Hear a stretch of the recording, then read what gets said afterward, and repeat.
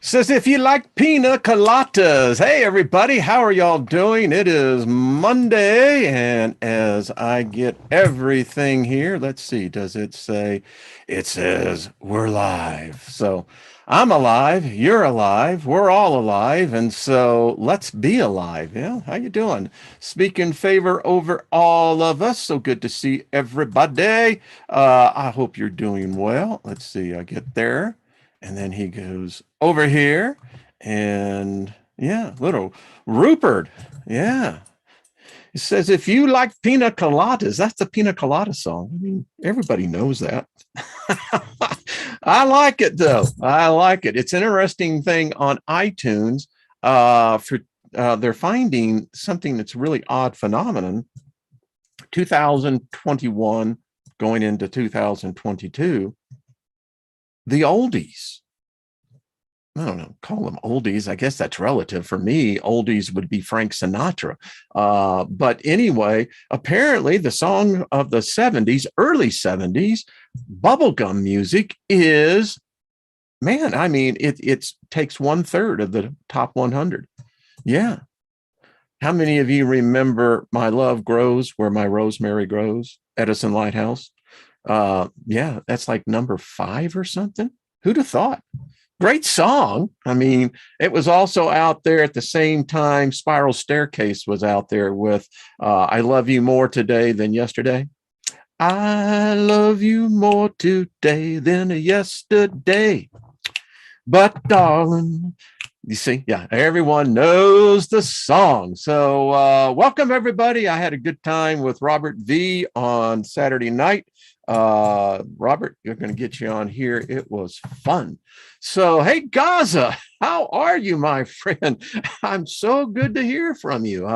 Sending you bunches and bunches of favor and surrounding you. Hey, Tina, what's up? David Castle, hello. And to you, Rufus. I saw Martin and Heidi with Tony as well. David Barry, so good to see you, brother. Much love. There is my Jenny. Hello, Jenny. Sounds like Forrest Gump. My Jenny. Hey, Gaia, what's going on? So, Gamel, good to see you as well. Lost in Space, Divine, Big Al, tell David Perry hello. Y'all on the road or are you home, Al? Divine Empress, so good to see you. Beloved Abstract. And I disagree with you. Rock and roll, man, I mean, listen, I know people that played the clarinet with rock and roll, but that's just my opinion. Let's see. Hey, Rob, what's up? Susie Q, good to see you. Hey, day off. All right. Way to go, Al, because I hear the weather kind of sucks back over there in the east. Hey, Coke Queen, good to see you. Max Vision, remote viewing class. Got to get you on, my friend. Let me know. I'd love to have you on the show. I think it would be, how shall we say, a sharing of gnosis, because we're going to get into some things. Mac, you may really like about what's going to happen here. Let me see. First of all, y'all remember Judy, her father recently made the transition, and the energy that this group sent was amazing. I mean, he made the transition in a peaceful way. As Judy said, and I quote, I didn't even know he left the building. So she has a son, and I'd like us all just to send her son. I've been thinking about this since I got her email, awakening. Just send that word. When you think of Judy, think of her son. Her son is, I think, early 30s. So yeah.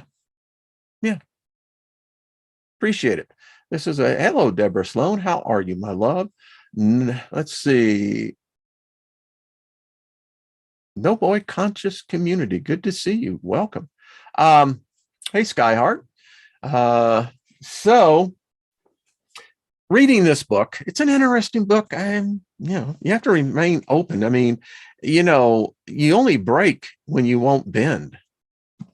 Boy, keep that in mind, because I'm going to share something with you. It was interesting. But talking about the ether, I thought this was interesting. You know, Einstein changed where physics science went. Before Einstein, science was very much in tune with what we would call the ether, that unseen substance that impacts everything of nature. So Einstein's construct said that there was no ether is an impossibility. This author wrote. I thought it was interesting. Just as a wave in water without the water is an impossibility. Think about that. The only time, if you're at perfect peace, then if you look at a water, it would have no movement. It's only when thought and then the ripples start. Just think about that. In any event, Einstein was proven wrong, and the ether was proven to exist in the 1913 Sagnac experiment. That experiment proved scientifically beyond any doubt that there is, in fact, an ether through which light travels. Energy Shifter says you encourage my book. Yeah, it's, hey, what do you do, man? I mean, you know, that's what we're here for. We're all preparing, believe it or not, really for the next ride. And, you know, we get a little time off in this realm where, you know, the oyster is the world is your oyster. That's what I was trying to say. And, you know, that's that divine youth. And unfortunately, so many people, as they go through this plane, lose that. I was playing Days of Future Past, one of the first Moody Blues albums. And in there, in one of the songs, it says, in a child's world, time stands still, and it always will. And didn't I read somewhere, if you're really going to make it through, you have to go through with that as the eyes of a child? And then to our children's, you know, there's another one. Real quick, High AL is the angel for the day. I love this angel. This angel is of the divine warriors. This angel has the God, master of the universe. Master of the universe, yeah. Patron of ideological revolutionaries, soldiers, warriors, martial art students, and masters and idealists. Offers victory and peace, brings safety and security. Teaches how to distinguish good from evil or truth from lies. Frees from opposition and evildoers, teaches forgiveness, a reliable source of protection in your daily life. Well, hi, AL. We invite you here. Everybody. These are amazing creatures. They really are. They're a species that, yeah. Let's see. It teaches how to improve intelligence and leadership skills. So is intelligence taught or is it natural? How do y'all see that in the chat room? Hey, Kaz, much love. There's Nina the Mystic. How you doing, dear? Allows bringing forth new thoughts and ideas which have the power to change the world. Helps to bring you to change if you are willing to do anything to achieve your goals, or if you do not honor your commitments. Wow, commitments. Shh, we don't talk about that. Yeah, we do. Allows us to be more receptive to the inspiration of the divine. Guides you towards success by giving you self-confidence, the symbol of judgment and courage, bestows with strength, bravery, boldness, and power. Wow. Teaches how to make good and fair decisions, shows how to be a good strategist, provides with prudence and discernment, protects from betrayals, murders, conflicts, and criminals, liberates from enemies, authoritarianism, and tyranny. I tell you, I love the energy of these beings. As we know here, if you give them recognition, they come around. All right. I want to share this with you. I shared this with Trina, and it blew her away. It freaked my wife out. I mean, it really freaked her out. And I was somewhat taken aback, but so I want to show you. You see this? This is a fork. It's what we give the everyday. We have the other silverware, but this is a fork, as you can see. Little backdrop. Let me share something with you. So I want you to see this fork. Now, this fork I was holding, in fact, I'll show you exactly how I was holding it, exactly like that. And I was cooking breakfast Saturday morning. Lynn was right, our house, you know, we have the kitchen, and then you have the formal living room and dining room, and then you have the, there's a den and living room. Anyway, something stopped me and said, become the fork. Now, this is funny at first because immediately I thought of the Matrix, you know, where the prodigy student was telling Neo, you know, you can't bend the spoon. That's impossible. You have to become the spoon. And then you bend. Well, so for the briefest, it could have been a millisecond, I don't know. I was inside the fork and I could see all the atoms lined up. Now, I know a little bit about metallurgy. My brother is a master metallurgist. And then the next thing I began was to think of my heat. And immediately when I thought of the heat, the atoms began to vibrate, just like that, literally, just like that.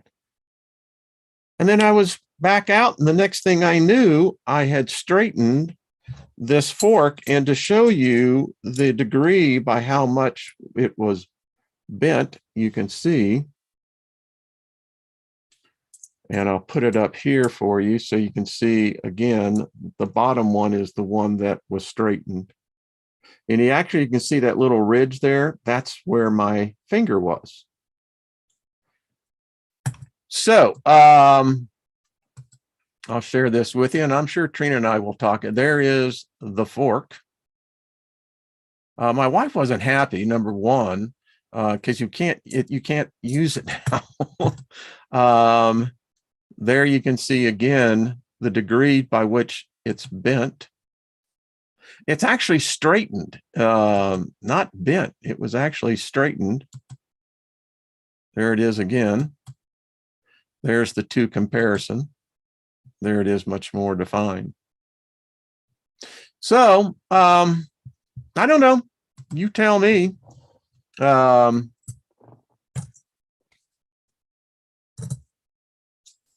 any of you been able to bend forks, spoons, or knives, or metal just by no, John, this is actually serious. This is it really it disturbed my wife a lot because, you know, it was an interesting thing. And I have tried that since then, and either I'm trying too hard or something, because I haven't been able to duplicate it. But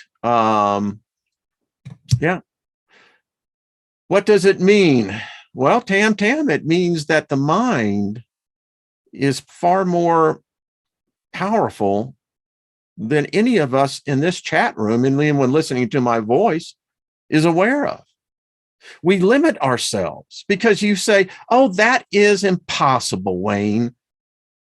Well, if you're going through life with that attitude, yeah, life is going to suck because you will never experience the extraordinary.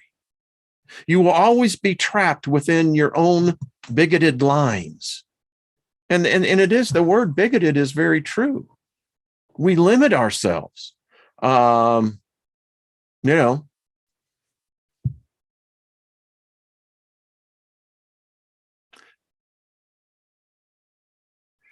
that's right.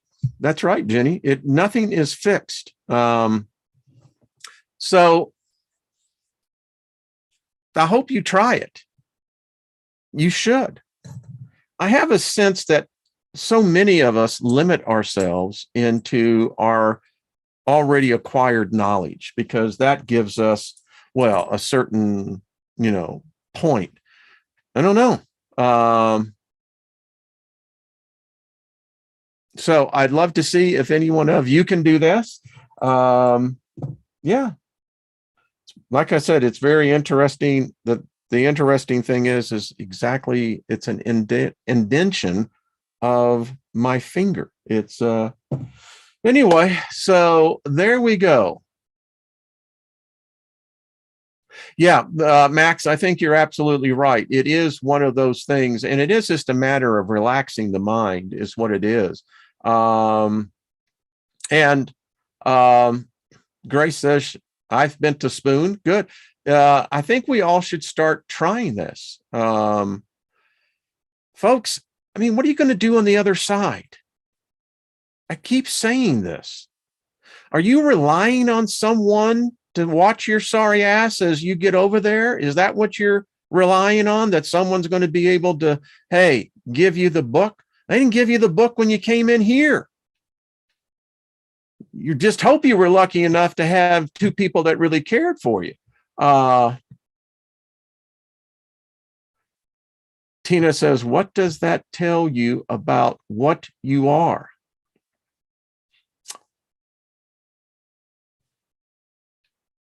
An adventure. I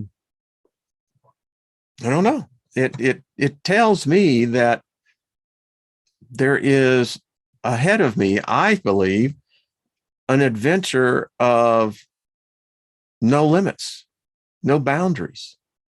I just have to get better at this, and it takes practice.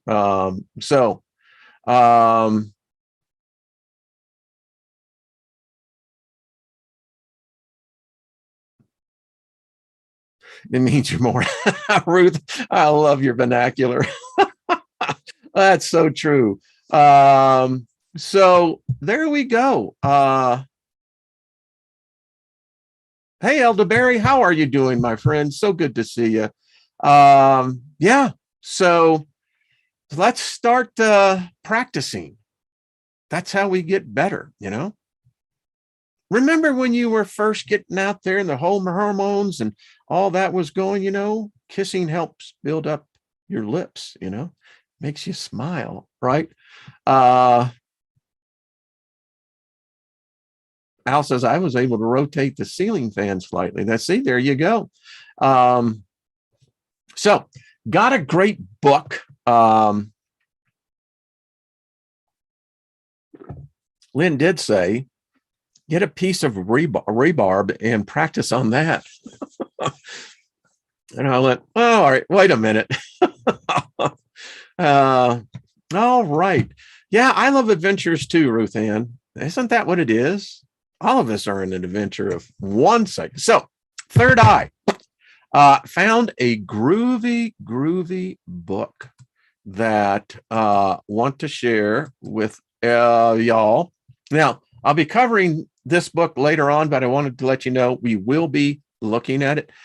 This is an interesting book because I like from the perspective that the author here, we are children of light.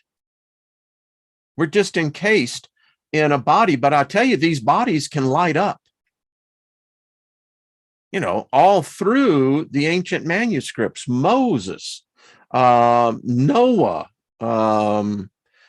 just a number of people throughout history where it is written that they really lit up. And also, this is an interesting book. I have The Witch's Dream Book and Fortune Teller, but that's not what we're going to be focusing in on. What we're going to be focusing in on, and just to let you know, this is The Awakening, the Third Eye edition by Samuel Sagan, a medical doctor, MD. This is a group. I would strongly encourage you. This is a free PDF that they offer. This is from the Clairvision organization. And this book teaches you how to open your third eye, how to practice, what techniques to use. I was up till about 1 o'clock this morning reading. This is going to be fun. This is really going to be fun. So let's kind of get right into it. As you can see, the different chapters, principles and methods of the work. Chapter 2 is the mysteries of the larynx. We're going to learn how to do the throat friction. Chapter 3 is awakening the third eye. In the sub-chapters in chapter 3, it actually goes into what is the third eye, the first opening, gives you a guide by guide, taking your hand every step of the way. Chapter 4, channel release, let it flow. Chapter 5 is seeing. This one teaches you by this point, you should be beginning to become acclimated to the experience, how the experience unfolds. So it has the path of the seers. It does teach you how to be able to see.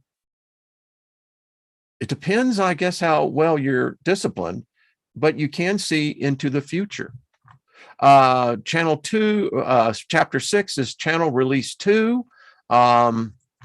Again, all the techniques. Chapter 7, seeing. Chapter 8, practices on the etheric body. And then chapter 9 is awareness. Then chapter 10, a few experiences on the way. Chapter 11, the art of tuning in. I love this one. Because you can, the organization, the first 3 chapters are the most important. That gets the fundamentals down, and we make it fundamental. It's fun mentally. The art of tuning in, and you can hop around the different chapters, just wherever your spirit leads you. But drinking colors, wow, that's going to be a really good one. Chapter 12, ley lines, earth lines, and energy wells. And chapter 13, night practices 1, the theoretical aspect. Chapter 14, night practices 2, instructions for the technique. Chapter 15, night practices 3, the whys and hows of the technique. Preparation, exhaling, circulating in the body parts, awareness and seeing of the organs, awareness of the breath and the countdowns, just some of the things. Vibration in the nose while inhaling. Chapter 16 is complementary techniques. Chapter 17, protection. And chapter 18, protection and sealing the aura, 1. Chapter 19, the baby work. Chapter 20, protection, sealing the aura, 2. Chapter 21, there is no real protection but the power of truth. Chapter 22, glimpses of what comes next. And then the appendix. Fun book, I'm just telling you. A systematic method, the light of the body is the eye. If therefore thine eye be single, thy whole body shall be full of light. Now he says this book describes a systematic process to open the third eye. It has been written for those who cannot be satisfied with only an intellectual understanding of spiritual realities and who wish to gain access to direct experience. This is the difference. We read books that gives us the intellectual understanding, but very few ever actually get any direct experience out of it. And if you never get any direct experience, it's never going to stay with you. The development of spiritual visions requires the patient building of some new organs of energy, of which the third eye is an essential member. These new structures are not physical. Nevertheless, they are very real and tangible. Once fully developed, the perceptions coming through them appear clearer, sharper, and far more substantial than those coming from the physical senses. Do you dream from your spirit, or are you dreaming from your mind?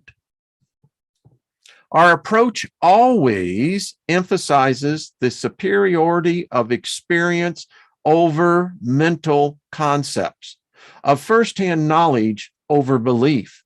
Truly, it is not what you presume or accept as true that will bring about a spiritual regeneration, but what you experience directly. It's like laying your hands on someone. I am a healer. My wife's a healer.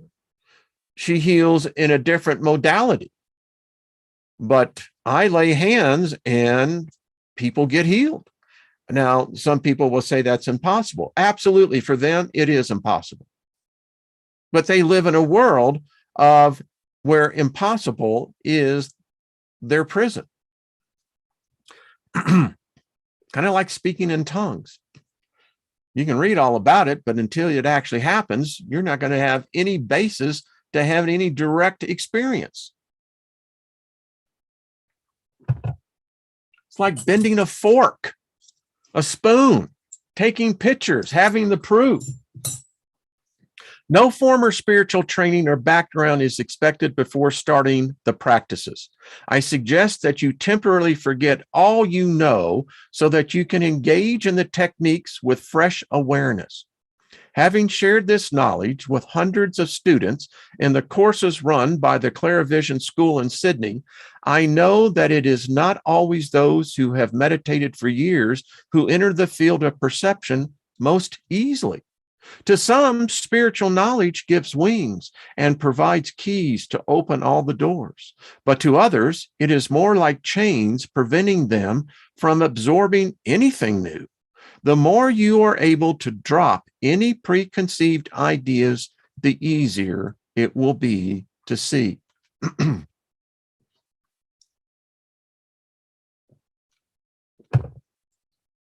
Saw the Andromeda 7 ladies, and is being water. Keep yourself hydrated. Usually you're not sick. It's just that you're dehydrated. All right. It should be clearly understood that our aim is not to develop the blurry, activistic clairvoyance of trance medium psychics, but to step towards the vision of the self. Even though several extrasensory perceptions will arise as you practice the techniques, the purpose is clearly to find the self and to learn to see the world from the self instead of seeing it from your usual mental consciousness. This book should be taken as an introduction, a first thread towards completely different mode of perception and thinking. It has been written to serve the vast numbers of human beings who are presently ready to connect with spiritual realities and to step into a new form of consciousness. The technique it offers are designed for people who are part of the world. They do not invite you to withdraw from your daily activities, but to start performing them with a different awareness and a new vision, thereby implementing the line of Proverbs 3:6. In all your ways know him, said by the tumult to contain the entire essence of the Torah. After saying these words, it may be important to state that the Clairvision School is not a New Age organization. Its methods and techniques are based on quite different principles from those usually found in the New Age movement. In particularly, at no time do the Clairvision techniques use any channeling, creative imagination, or positive affirmations. No hypnotist, no autosuggestions is used either. The technique of the clairvision schools are based on a direct awakening of the body of energy, and the philosophy and background of the school are to be found in the Western traditions of esoteric knowledge. If you happen to experience intense openings and realizations while putting our techniques into practice, it is quite possible that you too have a connection with this tradition. In particular, it is expected that many will have clear awakenings in the third eye while reading the book alone. Awakening the Third Eye is one of the introductory books to the clairvision corpus, the body of knowledge, which is the background of the clairvision school. The clairvision corpus contains both experimental and theoretical knowledge in the field of consciousness and the mysteries of human nature, with a special focus on transformation and inner alchemy. Alchemy can be defined as the art of raising the level of vibration of matter. Inner alchemy, therefore, refers to a form of spiritual development in which the ultimate purpose is not to abandon any connection with the manifested creation and dissolve oneself, but to build up a vehicle in which the fullness of the self can be experienced permanently, even while living in the physical world. This body of immortality corresponds with what the Christian tradition has called the glorious body, and I believe that I got this right, the Parama Vupa of the Upanishads. It is similar in many ways, if not identical, to the lapis philosophorum, or the philosopher's stone of the alchemists, and to the Grail, heart of the Western esoteric tradition.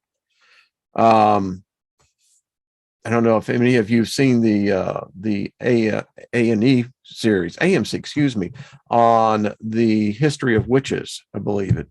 Interesting thing about, Queen Elizabeth, what she was looking for was much of this.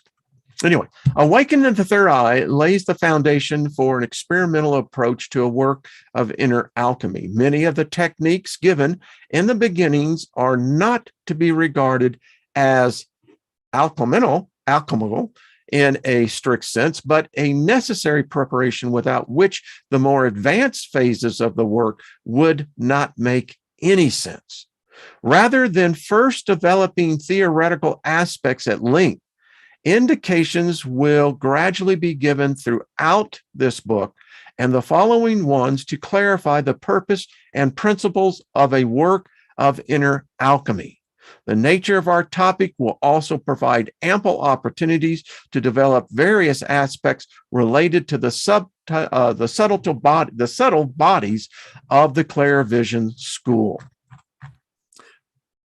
Chapter 1, the principles and method of the work. Do not force, do not concentrate, just be aware. Any authentic spiritual work has finding the self as a primary aim, and the clairvision techniques are no exception. The essential purpose of the process is to be more.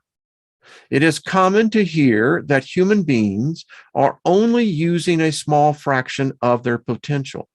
Their lives are confined within a limited range of thoughts, emotions, sensations, and other modalities of conscious existence.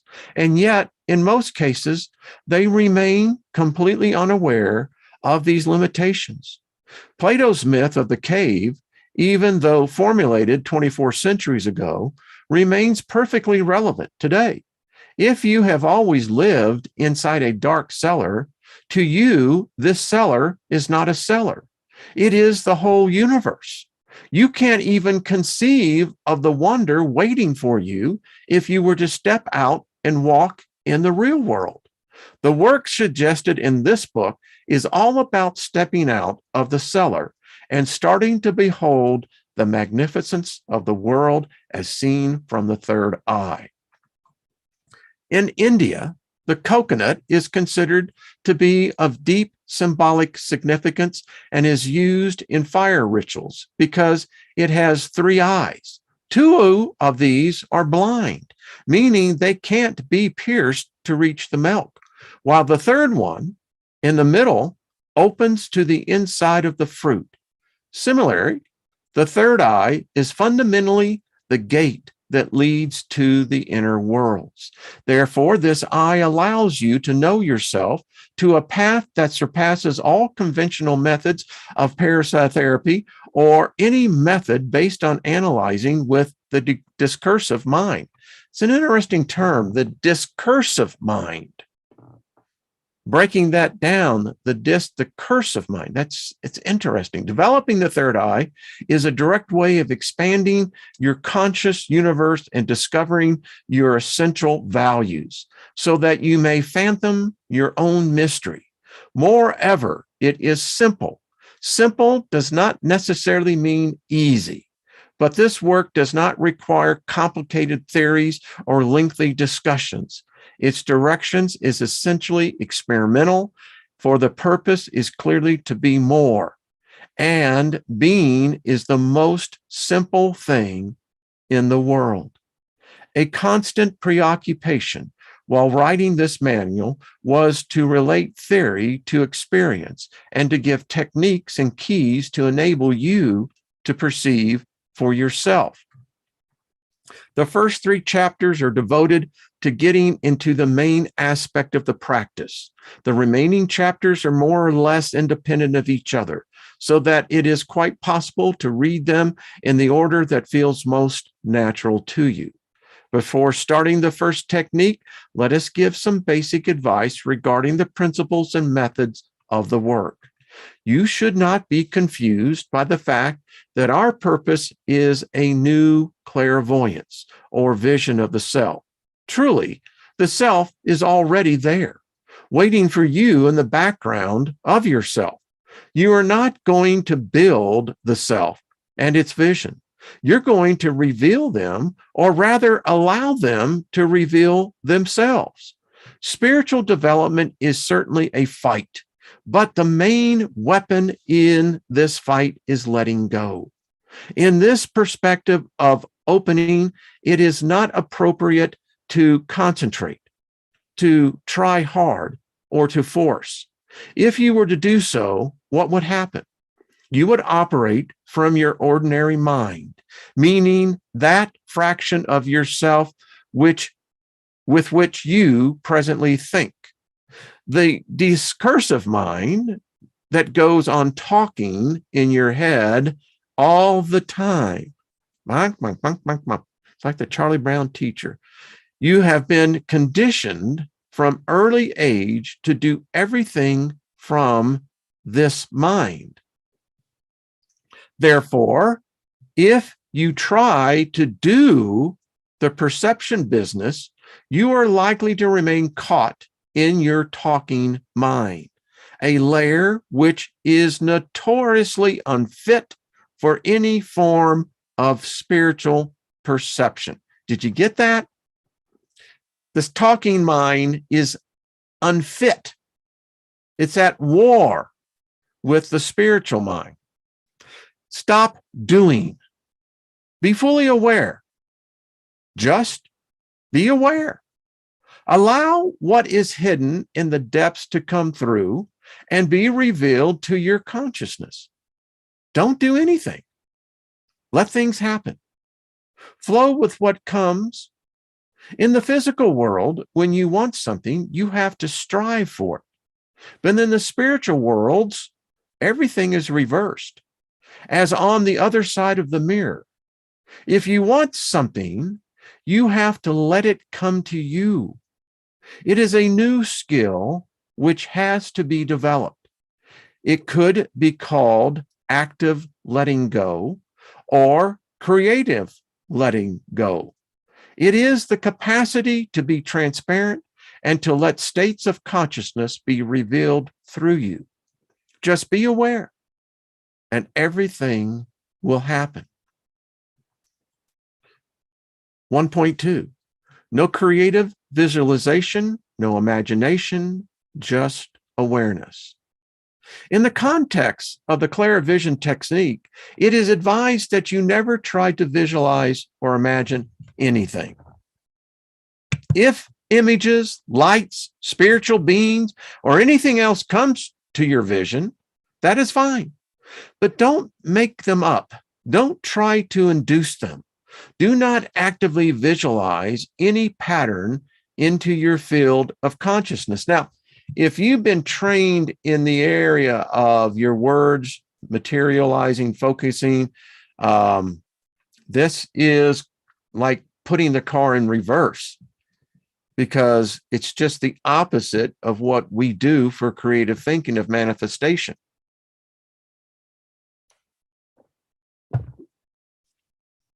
But we can do it. One of the reasons is, suppose an angel comes to you, truly. If you have been trying to visualize angels every morning for a few months, how will you know whether it is a true angel or one that you have created? Now, he used the word made up. The problem is not to get into the perception of images or lights. If you put the technique into practice, visions will come. The real problem is, once these visions come to you, how to discern what is real from what is a fancy of the mind. So the advice is, be spontaneous. Never plan or try to attract a vision. Just practice the technique and see what comes. This will make it much easier to reach the stage where you can rely on your vision. This approach should not be understood as a criticism of the paths that use creative visualization or imagination. There are many ways. What is true in the context of one particular system of development does not necessarily apply to the others. In the clairvision style of work, the motto is just awareness. Trust your experience. Something good to remember is that when there is nothing to believe, there is nothing to doubt either. Since you are not trying to make anything up, don't waste your time worrying about whether you are really seeing what you're seeing. Trust your experience. Keep on practicing according to our sober principles, and your clairvoyance will flourish, growing in precision and reliability. As perceptions start repeating themselves, it will become easier and easier to trust them. I mean, so putting the practice in just for myself, it's interesting because I saw several faces. I didn't want to focus in on them. I didn't want to do it. They just came in and they went out as I was going off into the dreamscape. Saw this a most amazing tree. We're going to talk more about that tomorrow. But anyway, don't analyze during an experience. Don't try to analyze as soon as something happens. Otherwise, you will lose your perception immediately, because you will be caught straight back into the discursive mind. One of the keys to perception lies in the cultivation of a superior form of stillness, the capacity not to react when something takes place inside. Once the experience is over, you will have plenty of time to analyze it. Anyway, it is not necessarily by analyzing or discussing an experience that you will derive the most benefit from it. Experiences of consciousness are like seeds. It is when you ponder on them silently and digest them that they will mature into greater realizations. Psychic protection. Ordinarily, most people are cyclically unprotected for two main reasons. Firstly, they are not able to see when a negative energy is around them and when caution is required. Secondly, they have not been trained to seal their aura to make it impermeable to external influences if needed. This is really interesting. We'll get into more discussion on this because this is a interesting technique. Being the organ of a subtle perception and intuition and the main switch of the body of energy, the third eye offers true answers to these two problems. First, it allows you to detect when your energetic environment is such that prudence is needed.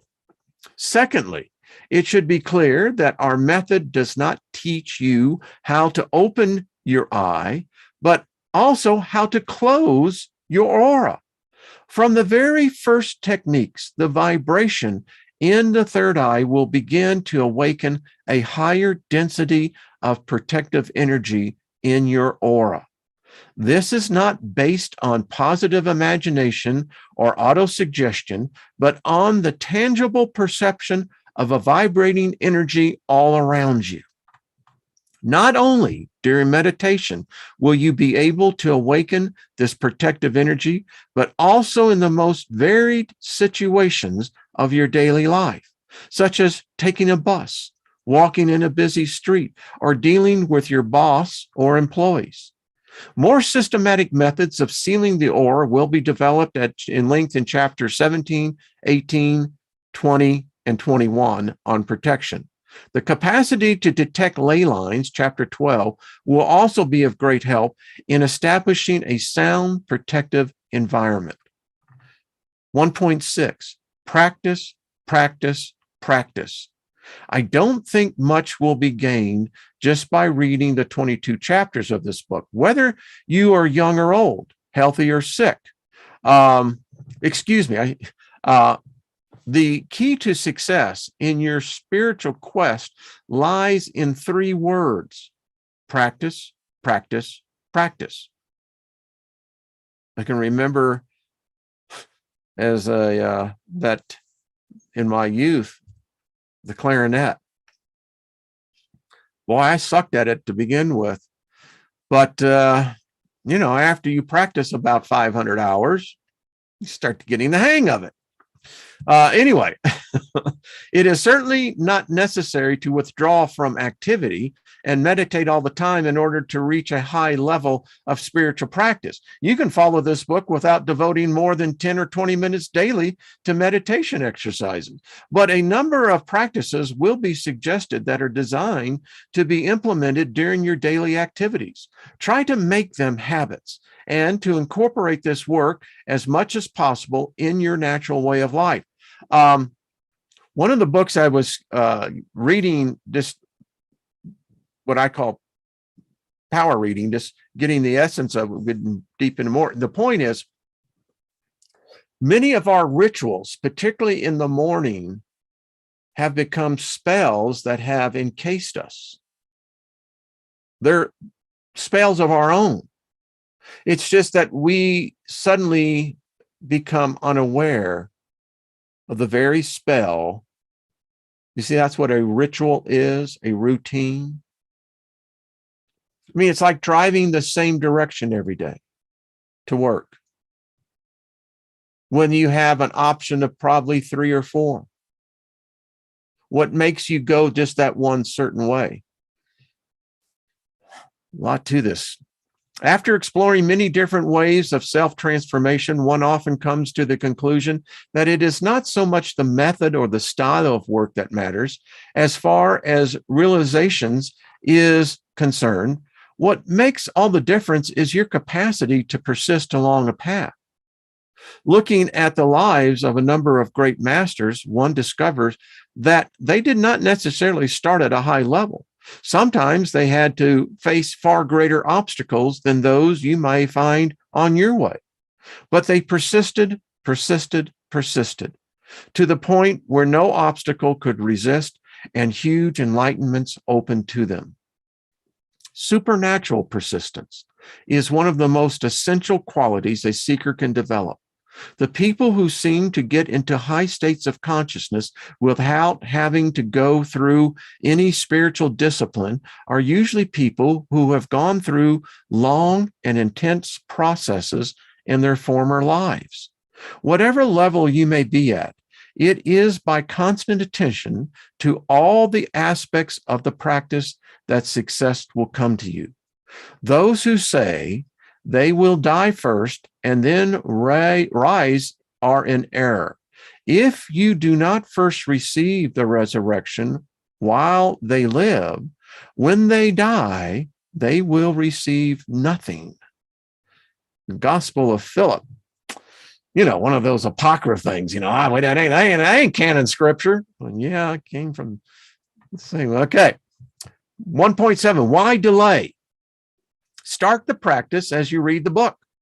In terms of self-transformation, tomorrow means never. Whatever can be done, do it right now.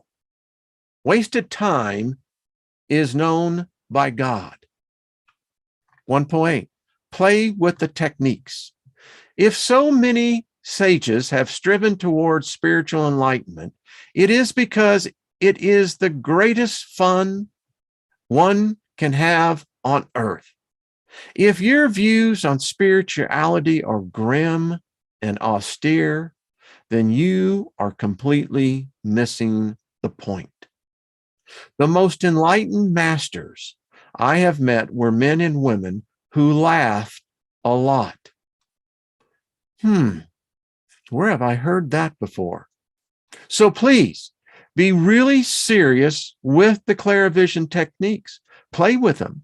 If you can get as involved and serious as a child who is playing, and if you can persist, then your chances of success are great. Remain relative.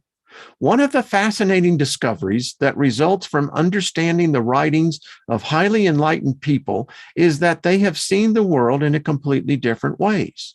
In the Indian tradition, for instance, and take the Janus and the Siri, and I think this is Aurobindo, the work of Aurobindo, the world is present as the progressive incarnation of a divine perfection.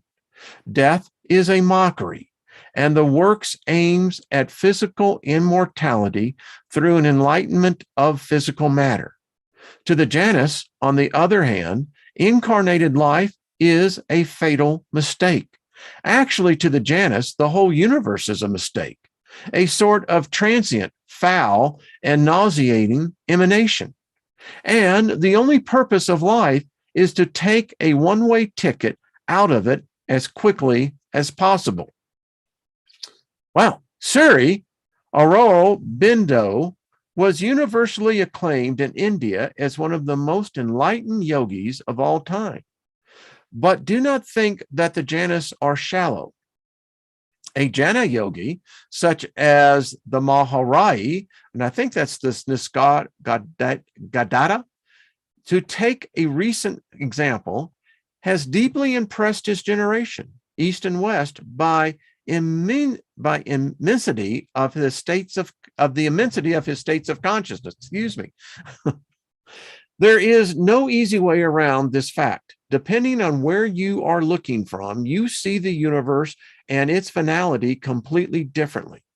Please ponder upon this, for it seems to me one of the best antidotes for dogma. Whatever your views are, don't make them a prison. Always leave space to change your mind and your system of the world.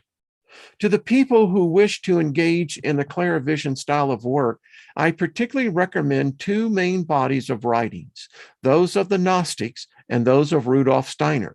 The reasons for this choice are that they both arose from the vast enlightenments.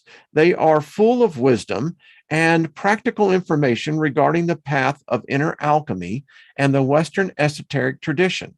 And last but not least, they are totally irreconcilable on the number of key points. If you want to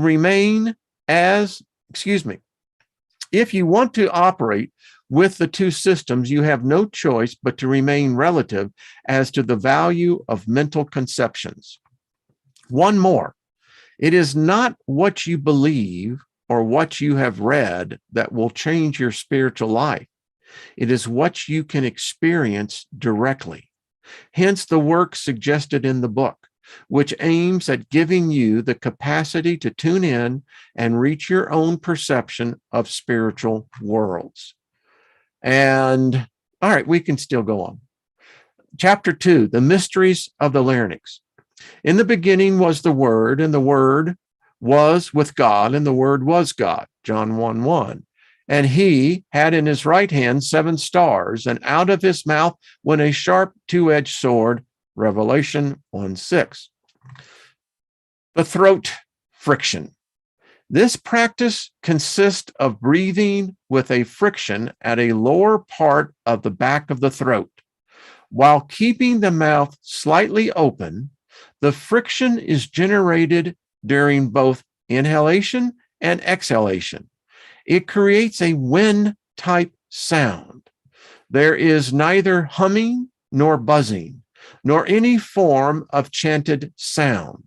The sound is roughly the same while inhaling and exhaling.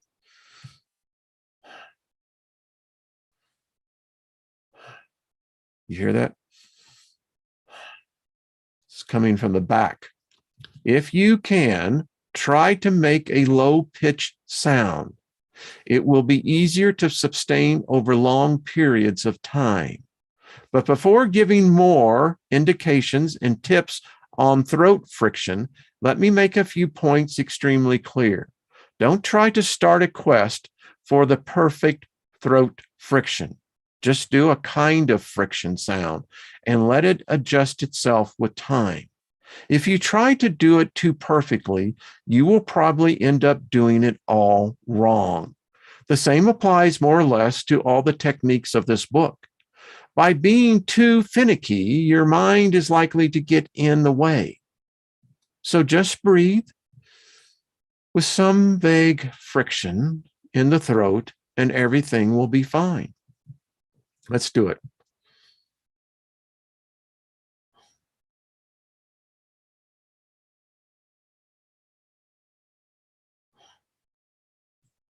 Yeah, it's interesting. We'll practice together. We'll get this. Just read the indications given below, and then you can come back to this section in a few weeks to find out more precisely where your friction is taking place and adjust the details.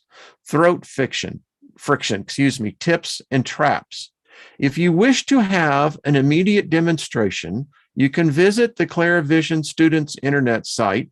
The section is the clairvision knowledge bank, where you will find sound files of throat friction. But again, keep in mind that any vague friction sound will be enough to carry you through the exercises of awakening the third eye. It does not matter whether you are breathing through the nose or the mouth, or both at the same time, but the mouth should remain slightly open. In this position, the lower jaw is loose and relaxed, which generates a certain condition of energy and can be enough in itself to induce a slightly altered state of consciousness. One of the things I learned in my charismatic days, dealing with the gifts of the Holy Spirit, that there are what they call breath words, spirit words, and then there are what they call body words or earth words. Spirit words are always with the breath, the rosh, and that's what you're kind of dealing with here. Thought I'd just throw that in. Many of you that may have had those experiences, it's not that difficult, particularly if you've, as I said, have done other types of meditation. So here is the diagram. The friction comes from area L, the larynx, right here. The throat friction is more comfortable and more efficient when it comes from the back of the throat, not from the mouth, the palate, area M on the figure, M is for the middle mouth, nor from the area close to the teeth, area F, here in the front. If you were to produce your friction from the middle or the front of the mouth, the sound would be higher pitched and somewhat shriller or even whistly. Experiment and compare each one. The correct friction comes from the larynx and the lower pharynx, meaning the lower part of the back of the throat, area L, right here, near our Adam's apples for us dudes. Let me get back into this. Then the correct sound is lower pitched, deeper, and more internasal than if it came from the front of the mouth. Another possible mistake would be to generate your friction from the upper nasal pharynx, meaning at the back, but at the top of the throat, behind the inner nasal cavity, area N. Okay. In that case, which is incorrect, the friction would resonate more in the nasal sinuses than in the throat. Often when performing the throat friction, you can feel a tiny but distinct vibration in the larynx by gently touching your Adam's apple with your finger. This Adam's apple is the external protuberance of the larynx. In the upper part of the middle of the throat, it is more marked in men than in women. In the beginning, this vibration under the finger is often felt more clearly during inhalation than exhalation, even though the same sound is produced during both. Just trying to put your finger on there as you talk, you'll kind of get an idea of what type of a vibration I can get. Yeah. How deep should the breath be? The depth and rhythm should be as normal. Slightly deeper breathing may be implemented in the beginning in order to generate a clear friction, but you do not need to hyperventilate. This technique does not aim to creating the type of breathing used in rebirthing. Our purpose is to activate the energy of the larynx through friction. The emphasis is not on breathing, but awakening the larynx of energy. There's a lot to this. I thought about this last night as I was drifting off to sleep. Words. My words have effect. Well, they're coming directly from this area. It would make sense that this would be a far more powerful organ than we have ever been led to believe or to been taught. Depth in rhythm, the purpose of the throat friction is to reinforce your connection with the energy, a term which may sound vague in the beginning, but will become more and more meaningful as you keep working on your third eye. As you become more accustomed to this friction practice, you will only have to tune into the flow of energy around you, and the right intensity of the breath will follow automatically. Depth and rhythm will vary, for it is the nature of energy to vary. It is our purpose to learn to flow with energy. The energetic action of this friction breathing will be greatly enhanced if your neck is straight and vertical, in line with the rest of the spine. The more perfectly upright your neck is, the more power is released in the larynx. This can be experienced as a sudden intensification of the vibration that sometimes takes place when slightly moving the neck, thereby coming closer to the perfect uprightness. The mouth is open slightly, only open slightly, but still it is important to make sure that it remains open, and more precisely, that the lower jaw is relaxed so that the upper and lower teeth do not meet. When you have become familiar with the vibration between the eyebrows introduced in the next chapter, come back to this point. Try to practice the throat friction with your mouth tightly closed and then with the mouth slightly open, alternating the two positions to feel the difference in your energy. You will notice that as soon as the lower jaw is relaxed and slightly dropped, a completely different condition of your energy is generated in which the connection with the vibration is enhanced and a general opening is favored. Note also that this slightly open position of the mouth is not taken to force you to breathe through the mouth instead of the nose. Breathe through the nose, the mouth, or both at the same time, as feels most natural to you. Beginners sometimes feel that this technique makes their throat dry or slightly irritated. If so, produce the friction lower down in the throat.